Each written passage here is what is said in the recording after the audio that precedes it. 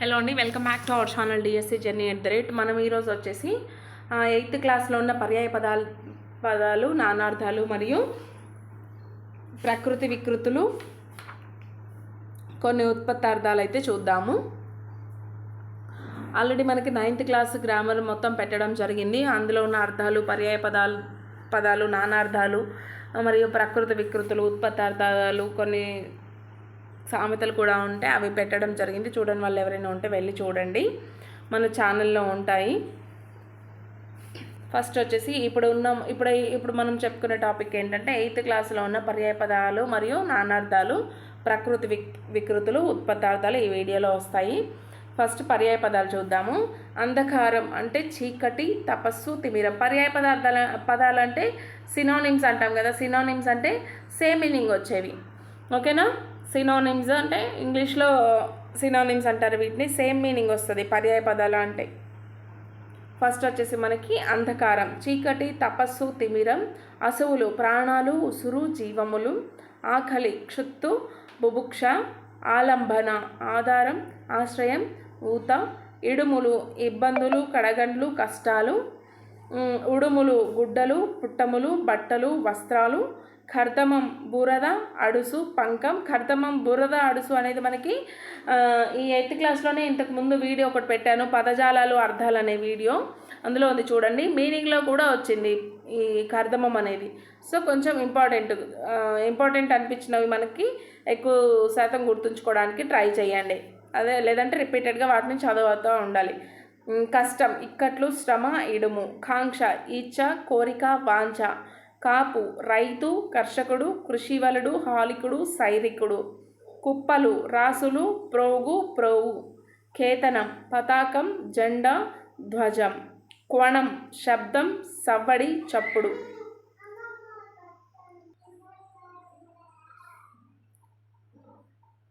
చిచ్చు అగ్ని, జ్వలనం, అనలం, అంగారం. జననాథుడు రాజు, నృపుడు, ప్రభువు, భూమీసుడు. తనువు శరీరం, దేహం, మేను, ఓడలు, పెయ్యి. తాపసి తపస్వి, తబిసి, ఋషి, యోగి, మౌని. ధృతికి వచ్చేసి ధైర్యం, బింకం, గట్టితనం అనే పర్యాయ పదాలు వస్తాయి. నినాదం వచ్చేసి ధ్వని, మోత, శబ్దం అనే పర్యాయ పదాలు రావడం జరుగుతుంది. నిషీదిని రాత్రి, యామిని, నిష. ఇది మనకి 9th క్లాస్లో కూడా వచ్చింది నిషీదిని అనేది, కొంచెం ఇంపార్టెంట్ చూసుకోండి. నీరం వచ్చేసి నీళ్ళు, ఉదకం, జలం, తోయం. సలిలం అని కూడా అనొచ్చు. పర్యాయ పదాలే మనకి అర్థాల్లో కూడా ఉపయోగపడతాయి అన్నమాట. పశువు గొడ్డు, జంతువు, పసరం.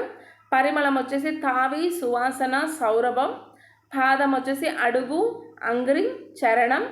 పుడమి భూమి, నేల, అవని, వసుధ, ధరిత్రి, ఇలా. భార్య పత్ని, కళత్రం, ఆలు, పెండ్లాము. మంచు తుహినం, నిహారం, హిమం. మైత్రి స్నేహం, చెలిమి, సోపతి. మోక్షం కైవల్యం, ముక్తి, నిర్వాణం. ఉడమి భూమి, నేల, అవని, వసుధ, ధరిత్రి, ఇలా. భార్య పత్ని, కళత్రం, ఆలు, పెండ్లాము. మంచు వచ్చేసి తుహనం, నిహారం, హిమం. మైత్రి స్నేహం, చెలిమి, సోపతి. మోక్షం కైవల్యం, ముక్తి, నిర్యాణం.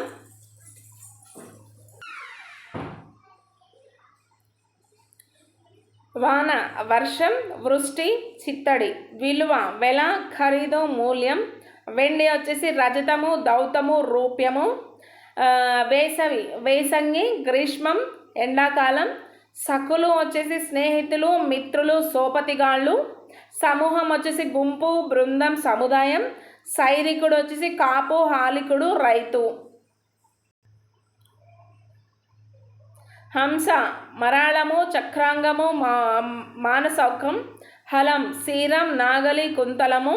హృదయం యద, మది, మనస్సు. ఇక్కడ వరకు మనకి 8th క్లాస్లో ఉన్న పర్యాయ పదాలు అనేవి కంప్లీట్ అయిపోయినాయి.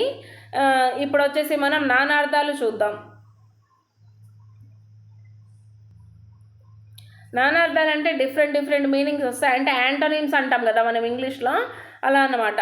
అరిష్టం అంటే కీడు, మజ్జిగ, కాకి, కుంకుడు చెట్టు. ఇది most important, very very important అనమాట, ఎందుకంటే చాలాసార్లు ఎగ్జామ్స్లో ఆల్రెడీ వచ్చున్న బిట్. అర్థం వచ్చేసి శబ్దార్థం, కారణం, ధనం, న్యాయం, ప్రయోజనం, వస్తువు. కాలం వచ్చేసి నల్లనిది, సమయం, మరణం, ఇనుము. ఇది కూడా ఇంపార్టెంట్, కాలం అనేది కూడా. చీకటి వచ్చేసి అంధకారం, దుఃఖం, రాత్రి. చేవ సారం, ధైర్యం, పొగరు.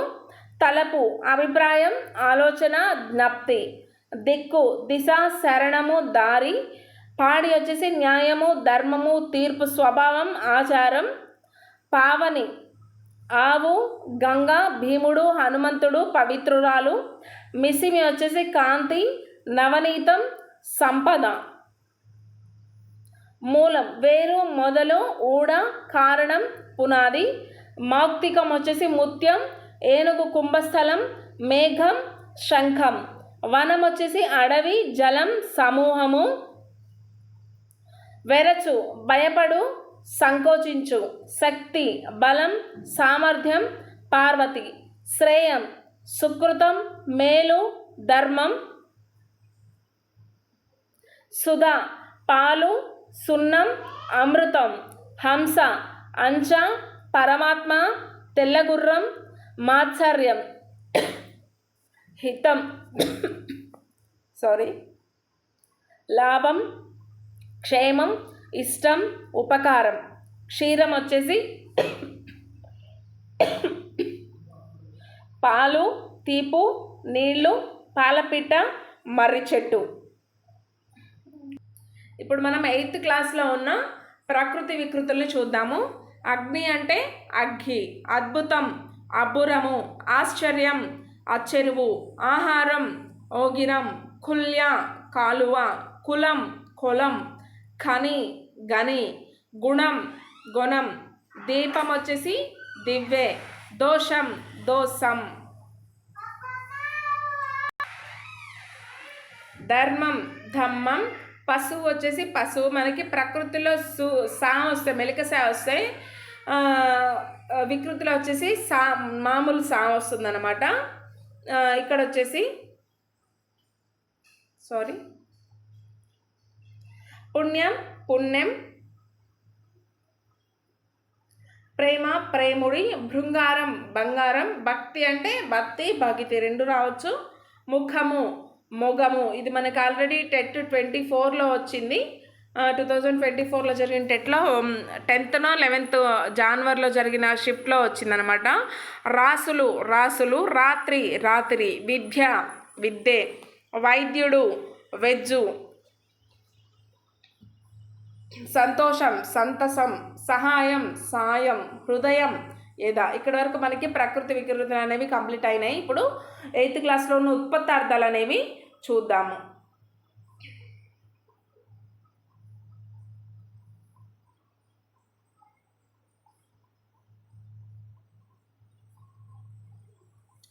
అంధకారం లోకులకు అందులుగా చేయున్నది. చీకటి. ఉత్పత్తార్థాలు అంటే ఒక పదం ఉంది, అది దేని నుంచి ఉత్పత్తి అయింది, దేని నుంచి పుట్టినది అనే దాన్ని వాటిని మనం ఉత్పత్తార్థాలు అంటాం.